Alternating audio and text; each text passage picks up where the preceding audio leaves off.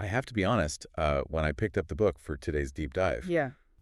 I genuinely thought there was a printing error on the copyright page. I mean, it says 1997. Right. But as I'm reading this thing, it's talking about, well, it's talking about digital currencies bypassing banks, the collapse of legacy media, the rise of remote work nomads, and even the specific decline of the American middle class. It is genuinely unsettling, isn't it? It felt less like reading a history book and more like reading next week's newspaper. Exactly. And for everyone listening, we are talking about The Sovereign Individual by James Dale Davidson and Lord William Rees-Mogg. It's got this cult following in tech circles for a very good reason. Yeah, they weren't just guessing. No, not at all. They were applying a very specific framework to history that allowed them to essentially see around corners decades before these things became reality. And that framework is exactly what I want to dig into today. Sure. Because usually, when people make predictions, they base them on trends. Like, computers are getting faster. Linear extrapolation. Yeah, exactly. Yeah. But these guys base it on something they call megapolitics, which, and frankly, this sounds like a made-up word from a sci-fi novel. It does sound a bit grand, megapolitics, but the concept is actually brutally simple. They argue that we tend to think politics shapes the world, meaning that if we just vote for the right person or pass the quote-unquote nice laws, society will magically look the way we want it to. Right. Davidson and Rees-Mogg say that is a total illusion. They argue that the structure of society isn't determined by our wishes or by ideology. It's determined by the logic of violence. The logic of violence. I mean, that is a heavy phrase. It sounds almost, I don't know, cynical. It's not cynical so much as it is mechanical. Think of it as an equation. The fundamental question of any society, according to them, is simply this. Is it cheaper to project power and control people, or is it cheaper to defend yourself and be autonomous? Oh. The answer to that math problem determines whether you live in a democracy, a dictatorship, or a feudal system. Ideology is just the window dressing we put on top of the physics of violence. Okay, let's test this then. How does this violence math explain, say, the Middle Ages? Because when I think of that time, I'm thinking of knights and kings, not math equations. Well, look at the technology of violence in the year 1000. What was the ultimate weapon? The armored knight on horseback. Right. He was essentially a human tank. He was incredibly effective, but also incredibly expensive. You needed the horse, the custom armor, years of training. A peasant with a pitchfork stood absolutely zero chance against him. So because the offense was expensive and concentrated in the hands of a few rich guys, you got feudalism. The political structure merely mirrored the military reality. A few people had the leverage to coerce everyone else simply because the cost of resistance was way too high. The returns on violence for the knight were massive. But then, I mean, eventually we invented gunpowder. Exactly, and gunpowder crashed the market for violence. Right. Suddenly, a peasant with a really cheap musket could knock that expensive knight right off his horse. The math flipped. Now, to win a war, you didn't need a few elite warriors. You needed thousands of guys with guns. You needed scale. You needed massive scale. And this leads right into the industrial age, right? We move from the quality of the individual knight to the quantity of the mass army. Correct. And this is the part that usually blows people's minds when they read this book. We grow up thinking that mass democracy and the nation state happened because we morally evolved. Right, like we just became better people. Exactly. But the sovereign individual argues that the nation-state evolved because it was the only efficient way to manage that new scale. Wait, so you're saying mass democracy wasn't a moral breakthrough, it was just logistics? Well, in their view, yes. And we should be clear, we're just unpacking the author's argument here. But if you need 1 million men for an army to defend your borders, and you need millions of workers to staff giant factories, you can't just whip them into submission. It's too inefficient. It's way too inefficient. You need their cooperation. So the state struck a bargain. The citizen bargain. Right. The deal was essentially, you give us your taxes and your physical body for war, and in exchange, we give you a vote, a pension, and a social safety net. The state became a mass management entity because the technology of the industrial age demanded mass participation. But the whole premise of this book, and the reason it's literally called The Sovereign Individual, is that this bargain is dead. That the industrial age math just doesn't work anymore. Because the technology has shifted again. We are leaving the age of magnitude where bigger was always better and entering the age of efficiency. Okay, break that down for me. Think about modern warfare. Do you need 1 million conscripts to win a conflict today? No. I mean, you need drones, cyber warfare units, maybe a small team of special operators. Right. A million guys with rifles is just a target-rich environment now. Exactly. And look at the economy. You don't need a massive factory floor of workers to generate billions in value anymore. You need algorithms, code, and a few high-level engineers. So the terrifying implication here is this. The state no longer actually needs the mass citizenry to survive. That's bleak. If the state doesn't need our physical labor or our military service, what happens to the rights and the safety nets they promised us? They get unbundled. And this is where the book shifts from history to a very specific prediction of our future. They argue we are moving from being citizens to being customers. Customer implies I can shop around, though. But I can't just shop for a new country the way I shop for a new phone plan. I'm born where I'm born. And that was totally true in the industrial age because your livelihood was tied to physical soil. Right. If you worked in a steel mill in Ohio, you couldn't just beam yourself to another country. The government had you physically trapped so they could tax you as much as they wanted. They had a monopoly on your existence. But now look at the virtual corporation. If a software company in France feels the taxes are too high, they don't have to pack up heavy physical machinery.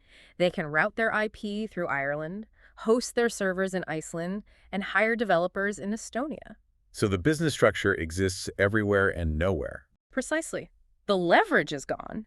The government can't hold the company hostage because the assets are just code. Oh. And the authors argue this applies to high-value individuals, too. If you can work from a laptop, you can live where you want. This forces nations to stop acting like parents who tell you what to do and start acting like service providers competing for your business. This is what they call jurisdictional competition. Yes. They predict a world of competitive territorial clubs. Clubs? Like a country club? Basically. Imagine a world where small states like Singapore, or maybe entirely new, digital city-states, say, hey, come live here. We charge a flat 10% fee, we provide safe streets and fast internet, and we completely leave you alone. It sounds incredibly efficient, but it also sounds like it just completely shreds the idea of national identity. Yeah. I mean, it turns a country into a hotel. Yeah. You pay for the room, you use the gym, but you don't have any actual loyalty to the management. That is the exact trade-off. The authors are very clear about this. The sovereign individual gains autonomy but loses that warm, fuzzy sense of community and shared destiny. You are no longer part of a nation. You are an individual contractor in a global market. And there's this great image they use, the modern Don Quixote. Oh, yes. It's not a knight tilting at windmills anymore. They describe the modern Don Quixote as a bureaucrat in a brown suit, a tax collector yearning for a citizen to audit. It's a hilarious image, but a serious point. The state apparatus becomes a relic. But let's push back on this freedom to leave for a second, because this really only applies to the elite, doesn't it? Yeah, that's a huge point. The book talks a lot about an information aristocracy, but if I'm a truck driver or a nurse, I can't just digitally migrate my job to Bermuda. Right, and that is easily the darkest chapter of the book, and they really don't sugarcoat it. They argue that the information age is inherently unequal. How so? Well, the industrial age was a great equalizer, because the machine made the average person highly productive. You didn't have to be a genius to work the assembly line and make a solid middle-class wage. The machine provided the leverage. Right. But in the information age, the leverage is inside your head. It's purely cognitive. And the authors predict a shift from a bell curve distribution of income, where most people are safely in the middle, to what they call a turnip distribution. A turnip? Yeah, visualize it. A turnip has this big, bulbous top, and then it thins out really rapidly to a long, skinny root.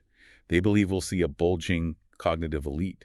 Basically, the top 5% or so who can use AI and global markets to generate massive wealth. And then a thinning out of everyone else. Exactly. So the middle class doesn't just shrink, it completely hollows out. It creates this massive gap between those who can navigate the cyber economy and those who are, as the authors put it, left behind on the physical soil. And what happens to the people left behind? Because I can't imagine they just accept this new reality quietly. They don't. And again, maintaining our neutrality here and just reporting what's in the text, the authors predicted a violent neo-Luddite reaction. Neo-Luddite, like the original Luddites smashing factory machines. Exactly. Just as the Luddites smashed the looms in the 19th century, the authors foresaw a massive backlash against technology and globalization. They predicted the rise of angry nationalism, the demand for literal and figurative walls, and governments trying to trap wealth with exit taxes. Which, just looking at the news today, feels like we are right in the middle of that exact reaction. We see this tension everywhere between the globalist tech class and the local working class. It's the friction of the transition. We are moving from one stage of human society to another, and the old structures, the nation-state, the welfare systems, they are cracking under the pressure. And there's another piece of technology they mention that drives this wedge even deeper. We talked about violence, but we haven't talked about the shield. Ah, yes. The shield of encryption. This brings us right back to that logic of violence equation we started with. Remember, historically, offense was usually cheaper than defense. Right. It's easier to rob someone than to build an entire castle to keep them out. Exactly. If the government wants your money, they send guys with guns to the bank. It's very hard to stop them. But Davidson and Rees-Mogg argue that mathematics changes the laws of physics here. Yes. Public key encryption allows you to create a vault that no amount of physical violence can crack. Okay, explain that a bit more. Because if a government agent has a gun to my head, doesn't encryption basically fail? It's about the scale of confiscation. Sure, physical coercion works on one person in a physical room, but a government cannot physically coerce millions of anonymous digital wallets scattered around the globe. I see. If your wealth is stored in a decentralized encrypted ledger, which is essentially them predicting Bitcoin and crypto back in 1997, the state cannot simply seize it by freezing a bank account. Because there is no bank, there's just math. Exactly. For the first time in human history, the cost of protecting wealth drops to near zero. You don't need a standing army to defend your gold. You just need a private key. And this creates what they call a Bermuda in the sky. Bermuda in the sky with diamonds, I think is the exact phrase. Right. It's a metaphor for a commercial realm that exists purely on the internet, completely beyond the reach of physical predation. If the government can't see your wealth and can't seize your wealth, they can't effectively tax your wealth. Which breaks the welfare state. If you can't tax the rich, you can't redistribute to the poor. And that leads to the death of what economists call seigniorage. Seigniorage, break that down for us, because that's a critical concept. It's basically the profit a government makes simply by printing money. Throughout the 20th century, if a government overspent, they could just print the difference. Right. It causes inflation, which devalues your savings, but it keeps the government running. It's essentially a hidden tax. Because my grocery bill goes up because the government printed more cash. Exactly. The authors predicted that in the information age, people would just get tired of this theft. They predicted the rise of cyber money, private, hard currencies that are completely immune to inflation. And they argued that once people have a choice between government money that loses value and math money that holds value, they will switch. And once that switch happens, the government loses its infinite credit card. It actually has to balance its budget. Which is catastrophic for the modern nation state, because almost every Western democracy is built on the assumption of endless deficit spending. If that stops, the system collapses. Okay, so let's summarize the board here. We have a world where the elite are encrypted and highly mobile. The middle class is angry and completely hollowed out, and the government is broke. Yeah. This sounds incredibly unstable. It is unstable. The authors explicitly compare this time to the fall of Rome or the end of the Middle Ages. It is a period of pure chaos where the old map is being aggressively redrawn. So if you're listening to this and you're not a crypto billionaire living on a yacht in the Mediterranean... Which most of us aren't. Right. What are you supposed to do? What does a sovereign individual actually look like in everyday practice? The core advice they give is to stop looking to politics for salvation. They argue that the era of the citizen is completely over. You need to stop identifying as a dependent of the state and start viewing yourself as a business. Like, you incorporated? Basically, yes. It means achieving personal sovereignty. First, you have to educate yourself constantly because your mind is the only asset that truly can't be confiscated. Okay. Second, you need to diversify geographically.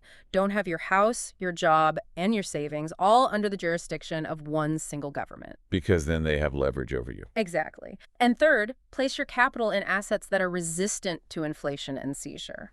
It's a call to extreme self-reliance. It really is. They argue that the safety provided by the state was always an illusion anyway, or at least a temporary condition of the industrial age. Now that that condition is gone, you are entirely responsible for your own survival.